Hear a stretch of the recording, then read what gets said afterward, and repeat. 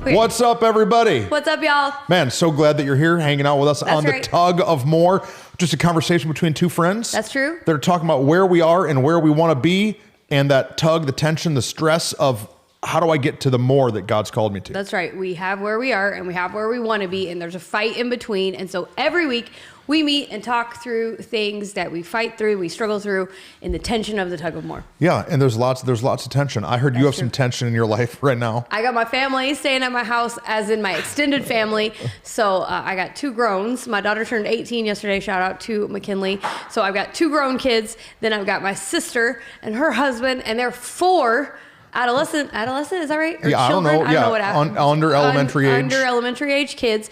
And then my mom is here too. And so we have a full house. You got a full house. How many bathrooms do you have? 3. And you got 39 people that are currently staying there. So, and we got a new hot tub. So the amount of towels that are accumulating in my house between showers and hot tub is ridiculous. Yeah. So Whitney's got a little tension. Yeah, we got, it's good. It's good tension, but it's tension nonetheless. I don't have much. I feel pretty good. You feel pretty relaxed? Yeah. Me and you did a tag team sermon last week. Yeah. So there wasn't a lot of pressure there. You're preaching Sunday. That's right. So you are just footloose and fancy free. I am chilling right now. Chilling like I actually, if you're only listening, you won't be able to appreciate that I'm dressed like a gym coach today. I got my khaki pants on khakis with my little athletic trainer shoes and like non-script little hoodie pullover looking thing. Yeah. And I looked in the mirror and I was like, dude, I'm straight gym coach vibes today. Like a wrestling coach? What yeah. sport? Yeah, wrestling coach or like football coach or weightlifting coach. Yeah. Like the guy who used to be in really good shape and then now I just look like this. Ridiculous. You keep talking about khakis and it keeps making me think about Jake from State Farm. And then the wife grabs the phone. What are you wearing, Jake from State Farm? And he's like, khakis. Have you seen? So it makes me laugh. You seen? There's an SNL sketch that I saw with. Oh man, who's the dude from the new Rocky movies? Like real handsome black dude. Michael B. Jordan. Michael B. Jordan. And so there's this SNL sketch with Michael B. Jordan, but he's the State Farm guy. Oh, yeah. And so the husband comes home. Yeah. And then the wife is talking to Michael B. Jordan. Yeah. And she's like, what? It's just the State Farm guy.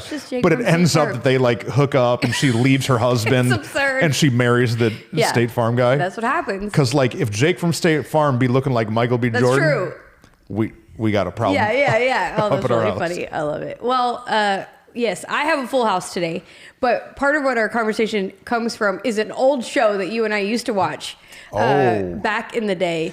It was on TGIF.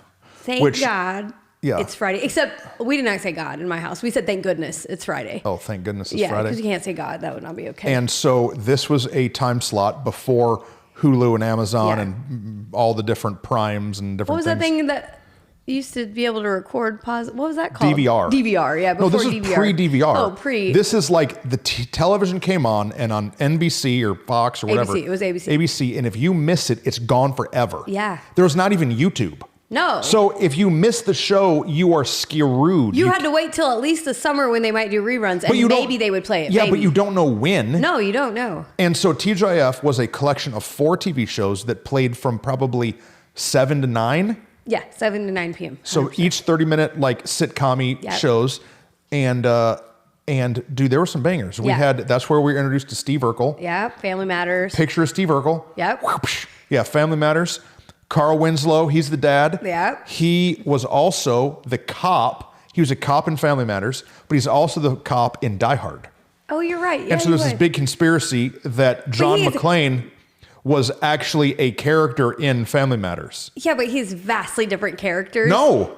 Yeah. No, dude. Carl Winslow and the cop from they're the same. I mean, he's just being himself. I guess you're right. Same he's guy. Like a nice. Okay, so we had Family Matters. Then we had Step by Step. Yep. Which was a story of 2 divorced step families that united. It was like Brady Bunch, but of the 90s. Yep. Kind of, right? Yeah, Brady Bunch vibes. Then we had Hanging with Mr. Cooper. I think so, yeah. Well, it had a different run of different shows. You're right. It changed over the years. Hanging with Mr. Cooper. So Hanging with Mr. Cooper was one of them. Boy Meets World. Corey and Topanga. Shout out to my girl Topanga. Not actually Topanga. I'm happily married to Rachel. Strong Sean. I thought he was going to be the love of my life. I know. The bad boy. Oh, duh. Hello. Yeah, of course. Yeah. Remember they had a guy who lived in their garage? He was I forgot. He was like a karate guy Yeah. named Cody. I think you're right. If that's right. You win $1 million of pretend money. But the staple, the what best. do they call it? The hinge pin. The hinge pin of TGIF was none other than Full House. Full House. Right. Danny Tanner. Yep. His wife dies. Super sad. You never even meet her. The whole premise of the whole show. And so he has 3 daughters. That's right. And doesn't know how to raise them. So he invites Uncle Jesse, hello, Uncle Jesse, and Uncle Joey to come and move in with him to raise these 3 daughters. Michelle, and now I can't remember Candace Burr's show name, but it's Candace Burr. Tangy. What was her name? No, what's the neighbor's name? Grimace. No. Gibbler. Kimmy Gibbler. Kimmy Gibbler. And, oh man, weird. DJ Tanner. DJ Tanner was the oldest. Okay. Stephanie. And Stephanie had a phrase she would say over and over again. She had a bunch. No, not Stephanie. Yeah. Michelle. Oh, maybe you're right. I think it was Stephanie. So the little ones were there was one baby, but it was actually two. Mary Kate and who Ashley are now Olsen. the Olsen twins. That's right. They have aged fantastically. Have you seen looking like some Skeletors? Okay. Yes. So Stephanie was one. Because I was mostly the age of Stephanie, so I would try to see myself in Stephanie, even though I was really more of the DJ character in my life. Because I was in full Uncle Jesse modes even at 9 years old. Yeah, there you go. Of course you were. Of course you were. And so, but she would have this phrase. Go, you can say it. And she would get upset about something, and she would say, "So rude." How rude. Oh, how rude. Come on, man. You volleyed it to me. I fumbled. I don't know. She would say, "How rude." How rude. How rude. How rude. How rude. The little one had a phrase, but now I can't remember what it was. You got it, dude. You got it, dude. And then she'd do the thumb. See? You got it, dude. You got it, dude. You got it, dude. You got it, dude. So, yeah. We got to tell them, though, because people don't know. We're old. How rude. How rude. How rude. She would say it, like if somebody in the family like ate all the cereal. Yeah. Or just said something she didn't like. Right. Or if she got in trouble. Or if, she like had to be reprimanded. If her sister made her mad. If somebody, all kinds of things. It was pretty typical staple. Okay. How rude. So I was thinking about that idea. Because do you know what I do? What do you do? I'm the worst. I will be stressed out about one thing. Yep. But then be rude to people in my life that have nothing to do with the thing that I'm stressed out about. Yep. But I'm rude to them. And do you know what they should say to me? How rude. They should say, how rude. Why are you... Rachel should look at me and she should say, Truston, I know you're all stressed out about the church. Yeah. I know you're all overwhelmed and bent out of shape. But what are you coming home being rude to me for? Right. And you know what I should say? I'm sorry, baby. I'm a loser. Yeah. No, not I'm a loser, but you're right, and I'm gonna make change. But this is what we do. I just talked to your husband. Oh. Uh-oh. I just now got I'm in off trouble. I just got off the phone with Aaron, and Aaron let me know that all of your family is also in town staying at his house this week. Oh, yes. And so Aaron is battling the how rude in him. Yes. Because I came from a home that was way more chaotic and wild, and then also all women. So there's a whole nother dynamic of words and confusion, emotions, confusion, chaos. I'm trying to use all the positive words, but it's a whole different level. And then just a more chaotic schedule, all the things where he came from extreme structure, extreme organization, only a brother. And so the worst thing they did was knock over a TV lamp. In the TV room, I was saying TV room. That's weird. I got in TV mode because of TGIF. We used to have the TV room, but in the living room, knock over a lamp or something. But for the chaos that is my family, it's definitely different. And so we always have this dynamic in those spaces where he's trying to be nice, but you can feel the tension. How rude. So a question that you've got to ask yourself is, are you being rude to people in the wrong places? Yeah. Are you stressed out, overwhelmed, feeling something in one part of your life, but then taking it out and being rude in other parts of your life. And I think that if we were all honest, like ugly, deep honest, we would realize that, man, we are. We treat people poorly. I remember, so many stories. Yeah. I remember when Rachel and I first got married and I was like navigating her family. And like they're totally different worlds. Yeah. Michigan and Mexico are very different places. Yeah. And so trying to navigate that family. And I remember being like, not real happy with some of the decisions that people in her family were making. Right. And do you know who it took it out on? Her. Yeah, right. We're driving home. We would go to like one of her brother's houses or something for Thanksgiving, you know? And there would have been something crazy that happened or said or whatever. And we're driving home and she's just happy there was Thanksgiving, you know? Right, we all got to go you just had family time, right? Eat tamales, but I don't know what a tamale is at Thanksgiving. Where's the turkey, you know? And so, and on the way home, you know what I'm saying? A bunch of stupid stuff. Right. Man, I can't believe that your brother, I can't believe, why would your mom say, man, your sister-in-law, man, what is it? And I'm now taking out on someone non-deserving what I should just be internally processing. Absolutely. I'm being rude. Yeah, no, I mean, you're mentioning the family dynamic of like something simple. Like, now we're using way more towels than we normally use in a week. So the laundry pile is big. So there's mess. So there's chaos. So now, my husband feels tense. So he could come across rude. But I remember times in my life, like when I was working in the cosmetic world, I would have these like giant sales goals that I needed to meet. And depending on how the week was going, maybe we were meeting them or maybe we weren't. And I would be giving my all at work. And there, I gotta smile to the store manager. I got to smile to the department manager. You got to work the customers. To the employees of the store. And then, I got to smile to the customers, whether they're rude or not. Because in that space, that's my job. And then I would come home to meet my family for dinner or just at the end of the day. And Easton would say, hey, Mom, I got math homework. And I'd be like, why don't you do your math yourself? You can't figure out your math problem? Like, I would snap. Geez, sorry, bro. But it was not him. That was, hello, what is wrong with me? I'm a mother. I should be like wanting to be kind and helpful. But instead I was like, I had experienced all of this pressure and stress all day. And so it would be weighing on me.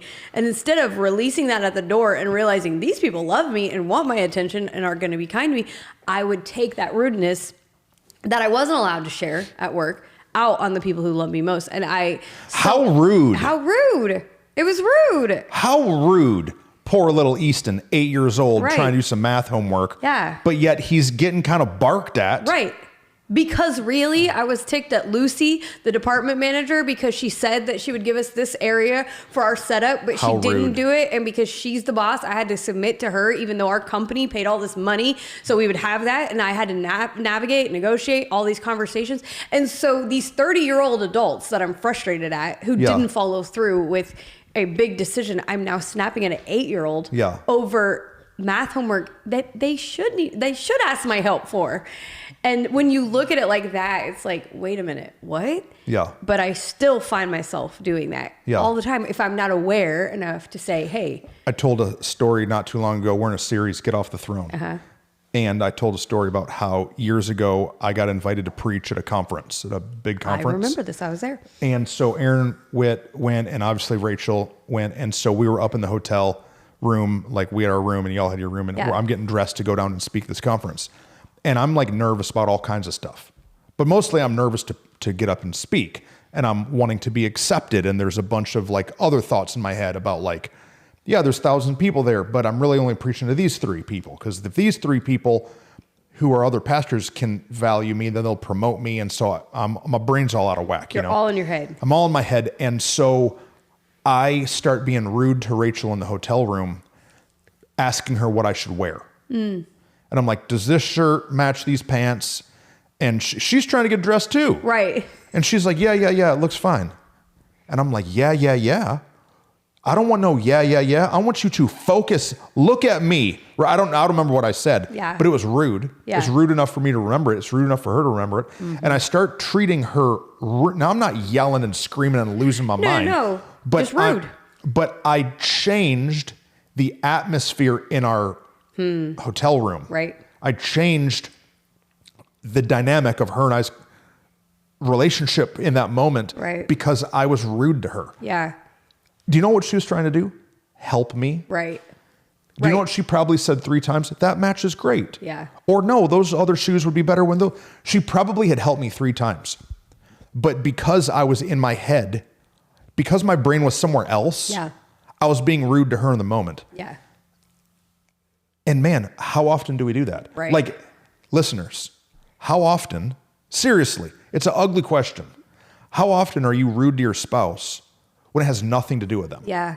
How often are you rude to your kids, like you just said? It has nothing to do with them. Mm-hmm. It has to do with your own inadequacy, your own insecurity, your own exhaustion. Your own frustration, your own problem you're trying to solve. Let's take it a step further because you said something that I think is important. So you said, I then shifted the atmosphere in the room. Yeah. So as people who are tugging into more, as people who are striving to be not where we are, but where we're hoping to be, there's this ability as leaders to really shift the dynamic around us, to shift the atmosphere. But when we're unwilling to admit our own frustration, our own struggle, our own disappointment, all these words, then we're not just only being rude to someone, because that's happening, but now we're putting off an aura of rudeness, and the atmosphere around us starts to shift. It's unsatisfied. Yeah. And then what happens is, I think what happens is we don't want to admit some of our inadequacy or frustration, whatever. In that moment, maybe you didn't want to say, hey, I'm just kind of nervous about what I'm wearing or whatever. Mm-hmm. But instead of that, it then changes the entire dynamic of the situation, the day, the experience that we have. And so like, it seems like a really small thing. Mm-hmm. I'm just being rude. Well, whatever. They don't have to deal with me. Get over it. Mm-hmm. But as leaders, if we're not careful, we will change the culture, something we talk about a lot here, of the entire atmosphere room, and then inevitably change our entire experience around that circumstance, that place, that space, that thing. Yeah, man. It changes. I'm thinking so many thoughts. I know. I can see your head. It changes the atmosphere. Yeah. And people don't want to be in an atmosphere that's charged with fear or stress or even disrespect. Bad vibes. Yeah, disrespect. Yeah. Whatever the word is. I've had a couple different experiences. For me, I'm a pastor, right? And so most of my contexts are like ministry associated. Yeah. I remember I had a pastor that would obsess over the straightness of the chairs. Not like get them straight. Right. Like obsess, NASA, like measure, zero tolerance. Yeah. And now that I look back, the reason I think he did that, and he was rude about it. Yeah. Like crazy rude. Like we're about to open the doors and like you got 5 people like pushing rows. And I'm talking like, I'm not exaggerating, pushing entire rows of chairs half an inch. Yeah. Like obsessive. And being mean to everybody while he's doing it. You know why? Because he was just nervous. Yeah. Nervous nobody's going to show up. Yeah. Nervous his sermon isn't going to be good. Nervous, overwhelmed, has all these feelings. And so he would direct his energy into getting these chairs straight. Yeah. If I can get these chairs straight enough, then I have a win. Then I've controlled something. Controlled it. Exactly. And I think when you don't yell at your boss, you can come home and yell at your kids. Right. When you can't yell for the thing to go better, you're just rude to your husband. You're rude to your wife. And man, it's something that we have to honestly evaluate in us, or else we just start hurting the people we love most. No, it's so true. So you've told the story, so I'm going to use it as an example that, because I was there and I remember how you were feeling. I remember when I was preaching the deal? Yeah, years ago. Yeah. But afterward, we talked about it and you said, like, I was just stressed about what you were like, it was a different atmosphere, a different vibe. So you were like dressing in a way that you weren't always normal. It was more relaxed. This is how long ago it was. It was when skinny jeans were becoming cool. Oh, yeah. For dudes. So I had only ever worn baggy pants. Right, which now... And Whitney and Rachel took me to the Buckle. Yeah. And with a man who worked there, they helped me buy these skinny pants. Correct. And so I go to this conference, and I've always been husky myself, That's what I'm big boned, right? And so I'm trying to put on these skinny pants and it's making me real insecure. Okay, go. And so that's what happened. That's what happened. So then afterward, we talked about it because, Rachel's my best friend. So she comes out of the hotel room like, he's all bent out of shape. He snapped at me but because you're preaching, we go, we love you, we cheer you on, all the things. Well, then afterward, you're like, I'm sorry, I was rude. I was insecure about what I was going to wear and how it was going to go and all the things. And so because we talked about that, it's been a conversation. Now, we haven't always identified the how rudeness, but there's been different conversations about our self-awareness, as there always are on the Tug of More. And recently, you and I have been talking about this how rude thing. Mm-hmm. And so this Sunday, you wore a more casual outfit than you normally would wear. Yeah. You got these new shoes, these kicks. We're big fans of the New Balance 327s. They look great. They make your foot look great, all things. And so you wore this more casual outfit than you normally would wear. This is just for example. Okay. We're having a fun morning. We're excited about the content we were going to deliver. Yeah.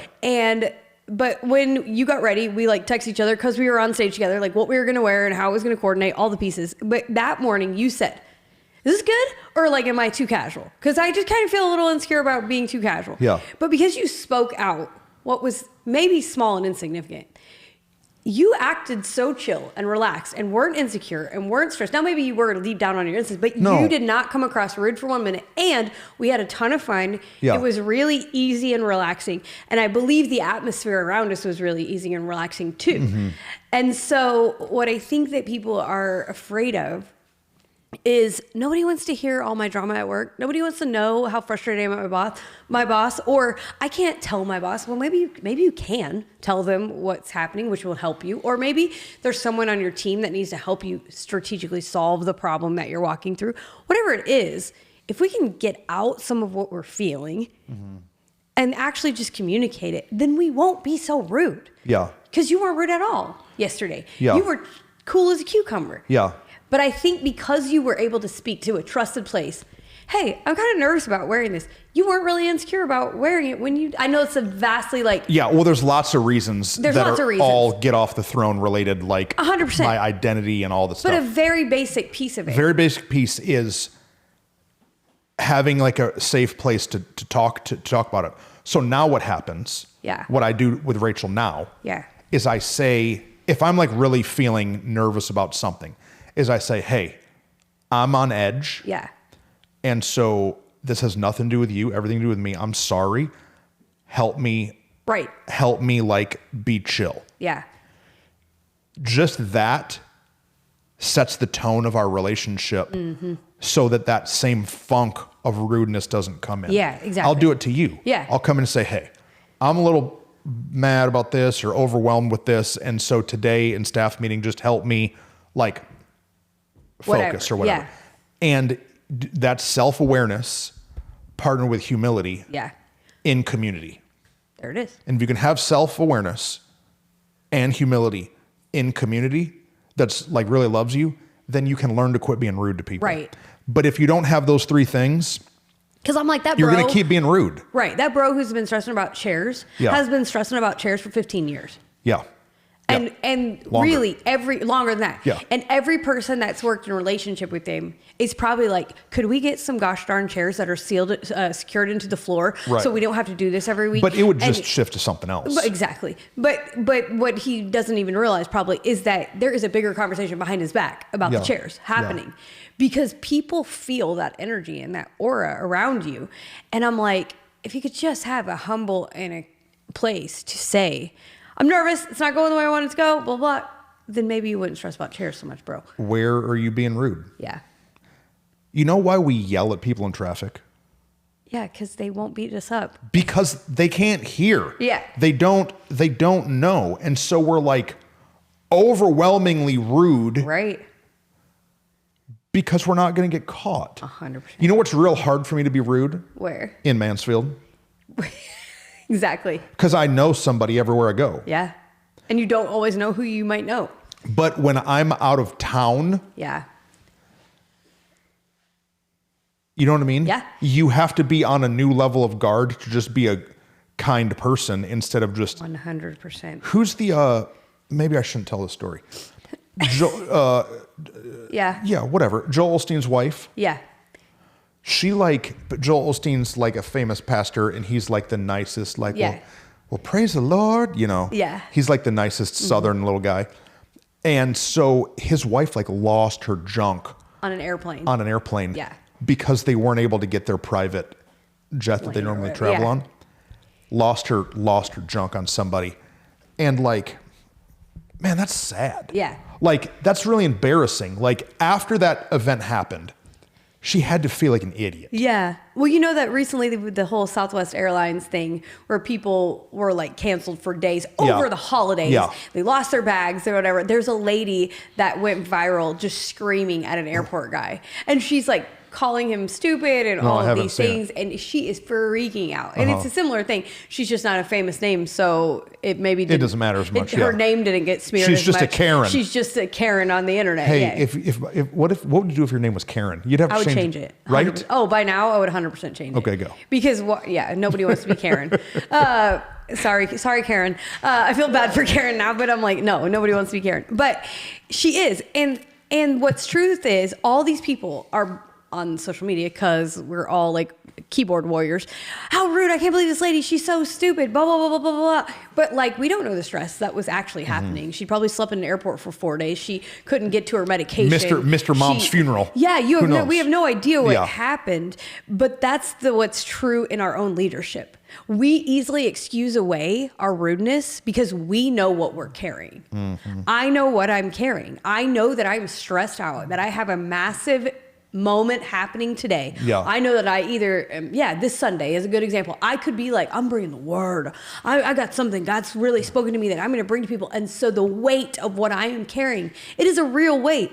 But you can internally give yourself permission. I can give myself permission to be rude. To be a rude person, but nobody else around me knows that weight. Right. Very few people understand that weight, like someone like you might. Right. But even me telling it to my husband, he doesn't he can't even understand the weight the same way. And so even though I've communicated it, I still have to be aware that it is up to me to navigate the rudeness. Because you could tell Rachel, hey, I'm stressed, I'm tense. But if you continue to be rude, there's nothing, that's not okay. And then as leaders, the people around us do not fully understand what we're carrying, and they shouldn't. That's why we're the leader. Right. They don't have to. Your kid doesn't understand what it does to you when they refuse to eat the meal you just made them. Correct. You make your kid a meal. I get up on most Saturdays and make my kids pancakes and waffles. Yeah. Lily likes pancakes. Titus likes waffles. And making waffles is such a hassle. It's more work than pancakes. There's this whole other machine I got to dig out from the cupboard. I got to spray with the olive oil stuff, and I got to cook the thing, and it's messy. Yeah. And sometimes he says, Daddy, I don't want a waffle. And inside, I'm like, this little punk. Yeah. I just spent all this time. I got to clean this whole apparatus. But what you're saying is so good. He's not aware. He's a kid. Right. He doesn't understand the effort of, I'm trying to love you. I'm trying to make a memory so that when you're 30, you'll say, my dad always made me waffles on Saturdays. Right. So you won't say, my dad was always working at the church. You'll remember, he made me waffle on Saturday. But that's all junk in my head. He doesn't understand that. Right. So don't be rude because they can't understand. But yet, if we're not careful, what he will remember is that dad was mad because I wouldn't eat his waffle. Anytime I didn't eat his waffle. And that's like a whole... Frosted Flakes from now on. No, it's just a whole nother level of, as leaders, we're striving to be leaders that are more, leaders that are better, that are stronger, that are wiser than the leaders we once followed even. And what we have to evaluate is what kind of atmosphere do I want to affect around me? And I have to learn to manage. We talk about leading while bleeding. We talked about crying while dying. What do we say? I can't remember now. Laughing while crying. We've talked about some of these pieces, but this is an intrinsic part of that too. That it is not up to them to manage our rudeness. That is not what it is. It is up to us to be aware. They can't understand. My 8-year-old son, no matter how much I said, you don't understand. We spent $35,000 on this installation at the store. And then the store manager said no. And then I had to go to this smaller location that should have only cost half the price. And that costs us money and sales and revenue and this. What he's looking at me like, I just need help with 2 + 2 or whatever, long division, whatever it is at 8 years old. And he can't understand it. But I have agreed by being his mother, to be his mother. So I have agreed to lead my home with care and to be the nurturer, to be the one who is providing that care for him. And it is not fair for me to excuse away my rudeness based on a hard day. Yeah. How many times do we say that? I've just had a hard day. It's not fair. Oh, I'm just stressed about what we're carrying. This is a big, important moment, whatever it is. If we really want to be the leaders, we have to manage our own level of rudeness and awareness and not put it on everybody else. Because it's very easy to be like, I have done it in my leadership to be like, well, they should understand I'm carrying a lot and that's just the way it is. Yeah. That's not cool. That's not okay. It's really good. I want to talk about types of rudeness and how we can act. But first, the Bible says, out of the abundance of the heart, the mouth speaks. It's so true. And what you just said in story form is that verse. Yeah. What is abundance? It's extra. Extra. Abundance is more. It's overflow. Yeah. Out of the overflow of your emotions, your heart, your mouth speaks. What are you saying? Mm-hmm. And so we're doing this episode to ask, are you being rude? Right. Are you being rude to your husband or your wife? Are you being rude to your girlfriend? Are you being rude to your boyfriend? Are you being rude to your boss, to your children, to your pastor? Yeah. Yeah. How many times have people been rude to us? Right. Because their life has fallen apart and we're the only smiling face they can yell at. Right. Absolutely. I've had dudes yell at me that if I wasn't their pastor, I'd knock them out in the parking lot. Yeah. Right. But I understand the stress of your life, your lack of self-awareness. Yeah. And so you're treating me badly because you actually hate your life. Right. But all of that stuff is an abundance of the heart. Mm-hmm. And so that's why you've got to guard it. It's really important. We have to guard our heart. We have to understand how the installation of the job is affecting me. I have to understand how the sermon is affecting me. Right. I have to understand how Rachel's family is affecting me. Right. Aaron has to understand what happens when your mom's in town and your sister's in town. We have to understand and we have to guard our heart, or stuff is going to start coming out of our mouth that affects everybody around us. Everyone around us. And rudeness comes out in a lot of different ways. And I think that's one of the first ones is with our words. Yeah. That is a really easy identifier. If you find yourself saying things that you don't really wish you would have said. Snarky. That you regret. Sarcastic. Yeah. Put downy. Yeah. Jokey can turn very quickly into something super negative. Yeah. That we have to be careful and aware. And to just take a minute, like self-awareness requires turning your ears on to yourself. Good God. Like we're really good at putting our ears on to other people. Turn your ears on to yourself. Yes. Because I'm really good at being like, they spoke so rude to me. But then we're just letting words fly out of our mouth like they don't mean anything. Right. They mean something to the people you're leading. Right. And to your kids. I didn't mean it like that. Well, you sure said it like that. That's not what I meant. Well, it's what you said. Exactly. But for me too. Yeah. Yeah. And so we have to turn our ears on to ourselves and go. And then, I mean, really and truly, we keep saying it, but like, what was the first one? Awareness, humility, community. Yeah. Awareness and humility in community. And so if I'm having a hard time in a season hearing myself, sometimes I will ask someone else, hey, what am I saying? Yeah. How's it coming across? Because our goal is to not be rude. And so our mouth is one great way. Yeah. The words that we're saying, the words that we aren't saying. Right. It's another one. I'm just going to give them the silent treatment. Dude, that's rude.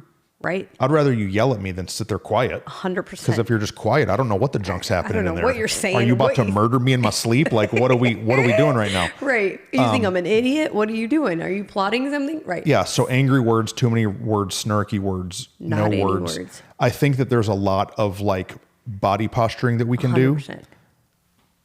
Shoulder shaking and like, giving people like stupid looks. Like, are you, you can look at somebody rudely.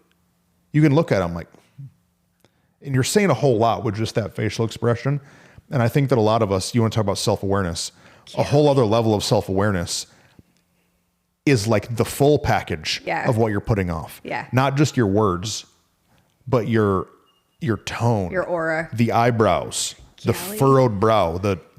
I had this person I worked with that they would always get what I called tight-lipped. Yeah. And so when they would get frustrated, they would try to act like everything's fine, but their lips would get all tight across their teeth. And I knew that tight-lipped was rude. Right. And so I think that you've got to be aware of what are you putting off? Well, the tight lip also meant no words. It was a tight lip, no word, passive aggressive. No, I'm fine. No, this is great. You're like, yeah, I bet it is. No, it's so good. My brain went so many places at once, but I'm like, it is such an important piece. We talked about it once, the leadership presence. Yeah. But so you can go, put that in there, link it where it is. But we need to figure out which corner it goes to, and then we can, that one. That one? Okay, yeah. That one. Leadership presence. You know how they do in other YouTube videos? Yeah. I've never noticed. You're right. Where it comes down up here. Yeah. Leadership presence is an important piece of what we're talking about. But the rudeness is a whole step of identifying because, the face thing is I've met with so many of our staff team, young adults as they're learning how to be leaders that are like, that's just my face.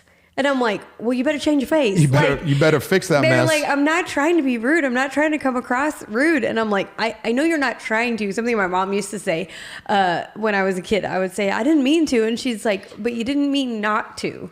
Out of the abundance of the heart, the face moves. The face moves. We need to do something with that. Yes. That's good for next time we do Above All Else. Yes. Because my husband, it's why I'm like, I need to get Botox again. Is what I think of. I only did it one time as a trial and my face did not move. Therefore, it terrified me. I felt trapped. I never did it again. But this that I have, do this camera, see it? When I'm thinking. The furrowed brow. Yeah. When I'm thinking, whatever, I do this. And it has become such a wrinkle in my face. And it'll cause a fight with my husband and I sometimes because he's like, why are you looking at me so angrily? And I'm like, I'm not. That happens with y'all too?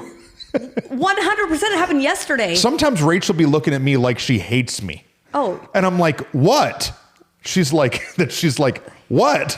I'm like, why are you looking at me like you want a divorce? Yeah. And she's like, I'm not. He brought it up yesterday and I was like, listen, bro, this is 40. Maybe this is 40. No, it's not this 40. Is a wrinkle. No, it's not 40. It's not a wrinkle. Y'all got a bad attitude. No. You got a bad attitude. Rachel got a bad attitude. But it's true. Guard your heart. He's right. It's something I've noticed. Clip that. Something I've noticed Rachel will do to you is this. She'll smack you in the head. Rachel will be sitting places, and if I'm too intense, she'll literally reach over and smack my forehead, and she means intensify your forehead. Yeah. Because you look mad. You look rude. I'm not mad. Right. And that is something that I've had to learn. Like, I have to smile. Even in my communication, because I care intensely, sometimes I'm not smiling and I look kind of ticked. And anyway, the point is your rudeness can come off in your words, in your face, and then just in your actions, in your deep sighs, in your lack of responsiveness. Oh, yeah. Good. That's a good one. You just don't reply to the email. Yeah. You just don't reply to the person talking to you in the room. Message. I had somebody send me an email this week that was stupid. Yeah. I'm not even going to talk about it. No, it was stupid what they sent me. Silly. And I haven't responded yet. No, me either. What am I supposed to say? But I haven't responded because I don't know how to respond and not be rude. Right. But then, honestly, my non-response is rude. Right. Crap. And so what do I do? What should I do? No. For that person? Because I love them. Yeah. What should I do? Well, I should just say, thank you so much for your email. Exactly. I'll take that into consideration. Yeah. Be blessed. Mm-hmm. I bless you as you bless go. you. I bless you. That's what I should do. 100%. And again, we talked about energy as a choice last week or the week before or whatever that was. But there are choices as leaders that we have to learn. Some coping skills are like a thing you learn as you're walking through emotional leadership coping skills. And you have to have some leadership coping responses, some leadership coping deep breaths that allow you to take because self-awareness is different. It's another conversation we'll have another time, but everybody has a different level of self-awareness and a different, like, on the spear of it. Some people can do it really fast. Some people, it takes more time. And that's, you've ever been like in an argument with someone and then you walk away later and you're like, oh, I should have said this thing. Well, for some of us, self-awareness is slower, that later you can see what you were, oh man, I was actually responding this way. I wish I would have responded sooner. Right. But what you and I have learned is that there are some levels, you and I are both fast self-awareness people. Like, we can do it pretty quick, but not always. Yeah, because not always. there are some moments that are intense, that are hard, that are whatever. And we've got to learn some coping mechanisms to give ourselves a self-awareness moment to pull my junk together. Yeah. Maybe it's just walking to the bathroom and looking yourself in the face and going, are you being rude? Like, what is it that you need to get yourself out of it? Because it's easy to say, I was rude, I'm sorry, oh well. But if you keep doing that, you're just rude. You're just pushing people away. Right. Do you remember times people have been rude to you? Oh, yeah. Like, do you have a couple, like in Q? Oh, no, but I will get them there fast. I've got some. Okay, go. And do you know why I remember them? Because they hurt. Yeah. Because they were unjustified. Because you treated me this way. You were rude to me with nothing of my fault. Yeah. Are you doing that to other people? Right. Are there people out there that when they think of someone who's rude to them, do they think of me? Do they think of you? Maybe. They probably. Yeah. Because we all have those moments where we just didn't hold it together. But like, those moments should, as we mature, should be farther and farther apart. Yeah. They shouldn't be, like, I'll never forget. I used to work at Sears Automotive selling tires and car parts and stuff. And this guy came in and he wanted to exchange his battery. His car battery. Yeah. Well, his car battery is like way out of date. Yeah. Either 3-year warranty or something. Yeah. This dude had been having his battery for 7 years or something. And so he gets so mad, I won't return his battery. I'm like, sir, you don't have a receipt. You're not in the system. Right. The thing on your sticker says the battery's 7-year-old. This guy picks his battery up and throws it at me. I'm in Flint. So like, it's it's full ghetto. Little different vibe. He throws his battery at me. And I'll never forget how much hate this guy had in his face for me. And like, luckily I dodged the battery, and then some mechanics were up front and they like snatched this dude up and hit him with a wrench and threw him out the parking lot. But like, he was so violently angry at me that I'll never forget how rude he was. Yeah. But his level of rudeness had very little to do with the battery. Very little. He probably had a really bad financial situation. Yeah. And his car's dead across town, or his wife's car, and he doesn't have any money, and now he's overwhelmed. And now he's got this punk kid standing there with his sleeves and his t-shirt rolled up, wearing remember them shell necklaces? Oh, yeah. Remember, what are they called with a little white puka shell? I'm standing there wearing a puka shell necklace with my little biceps out with my slick back hair, and I'm like, sorry, sir, you're out of warranty. He's like, I got to figure out how to buy food for all my high school kids, punk kids that look like you, and he's one of them guys he's like, I'm a grown man. He's one of them kind of guys. Right. And he just lost his crap.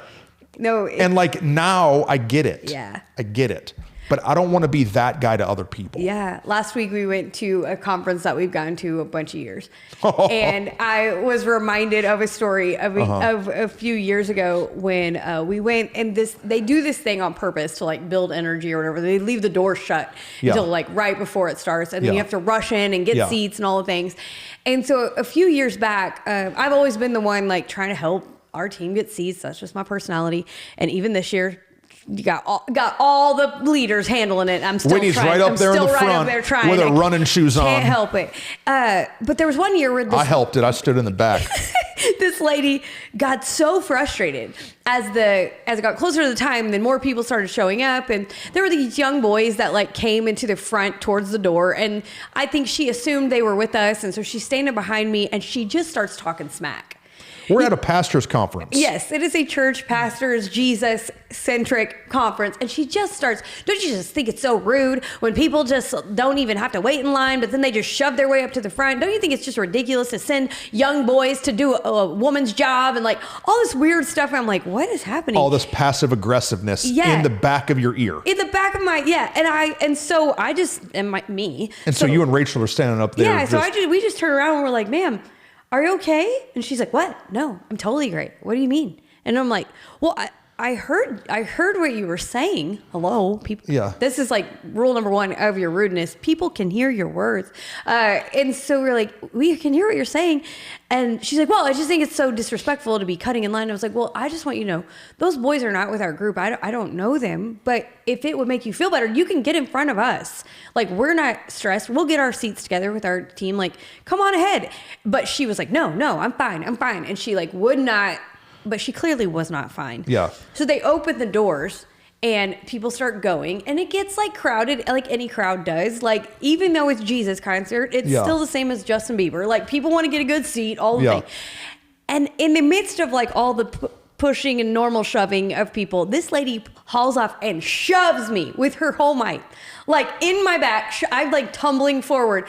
And Rachel looks back and is like, did you just shove her? Excuse me, you're a grown woman and you just shoved her. Do you realize what you did? But no, she didn't realize what she did until she did it. Yeah. Something inside that woman was frustrated. Was bubbling. Far beyond some 20-year-old boys getting at the front of the line. Mm-hmm. Because when we tried to address the situation... She avoided it. She wouldn't even come forward. Like, you couldn't get in front of us. You didn't even identify that I was actually kind to you. You got more ticked off at me for me calling out your rudeness. And so that's a whole nother point we can go down a rabbit trail in a second. But... this lady clearly had something inside of her happening. And in that moment, she had to be embarrassed. Yeah. She had, when Rachel's saying that to her, she's not even responding. She's because Rachel, shut down. I'm glad Rachel didn't hit the lady. Yeah, Rachel's taking her hoops out and about to punch her in the face. But like, man, she's not even identifying in the moment what she is so, I don't think, ticked off about until she does it. And then it's like, oops, like that was silly. Let's guess. It's the end of a pastor's conference. Right. And this lady has sat there watching a bunch of people on stage talk about how to grow your church. Right. Maybe her and her husband haven't been able to grow theirs. Right. And so there's something in her that is just agitated or frustrated. One of her staff said, see, I told you we should have done that. And it probably has nothing to do with the lady in line in front of her.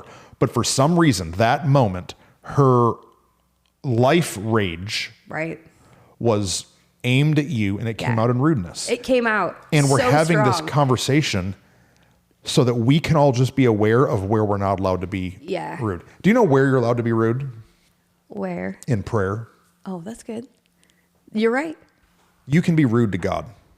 He can take it. Hey, bro, I'm so mad. I'm so frustrated. We just read Habakkuk this last week on Sunday.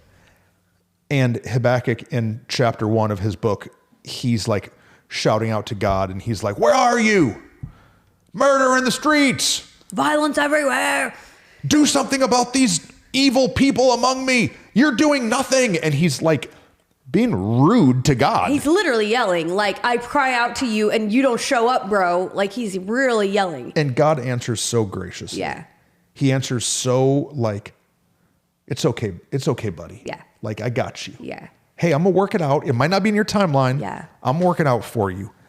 And for me, the best way to stop being rude to people out here it's really good. is to talk to God about it. Yeah. Is to talk to God about what I'm mad about and who I'm mad at and why I'm upset, and why I feel overwhelmed. Yeah. And like with Rachel's family, until I started to pray for them, I was only mad at them. Yeah, it's really good. Right. I've had people that I've been on staff with, like when I was an associate pastor. Yeah. Until I started to pray for my contemporaries, I would just be mad at them. It's really good. Until I started to pray for people. Yeah. Dude, so mad. That's the greatest way to guard your heart. 100%. One last thing about that lady before we move or wrap up or whatever. Yeah. I just feel like I got shoved. And I think part of why I got shoved is because I turned around and said, hey, are you okay? Huh. And sometimes we shove the people in our life that God's put there to say, hey, are you okay? Right. And so again, we said it already a bunch of times, but like awareness, humility, and community. Be aware that we are often, you said it at the top, you were rude to Rachel. Like I'm rude to my son. We're often rudest to the people closest to us, but we ought to take a little inventory around us and say, who are the ones that are willing to help us see our rudeness, willing to let us see, are you okay? Yeah. And let's not shove them. Let's instead embrace them. Yeah. She probably would have been okay if she would have just taken the step in front of us. Yeah. And taken a minute to calm down. Yeah. We offered her. Or if she would have a apologized lifeline. there and said, oh, I'm sorry. I shouldn't have said anything. You're right. Yeah. My bad. Yeah. But because of it, instead, humble it up. she couldn't, and it bubbled out and it came out in a shove. And so. The wick only burns so long before the explosion goes off. Right. Yeah. So if you're rude everywhere, eventually you're going to. So, to all of our friends on the Tug team. We love y'all. Well, if you've been being rude. Right. Go and say you're sorry. It's really important. We have a whole episode on saying I'm sorry first. Go and say you're sorry. Yeah. Like, listen, if you've been being rude to your spouse or to a kid or something, tell them like, hey, you didn't deserve that. Don't say like, I'm stressed at work and all these things. Blah, blah, blah. No. The truth is they don't deserve that. Right. They don't deserve that. All the crap going on in you should not only be projected 100%. On them. Projected on God. He can take it. Go and tell him you're sorry. And you'll change the atmosphere at home, man. Yeah. If the chairs are a little bit crooked,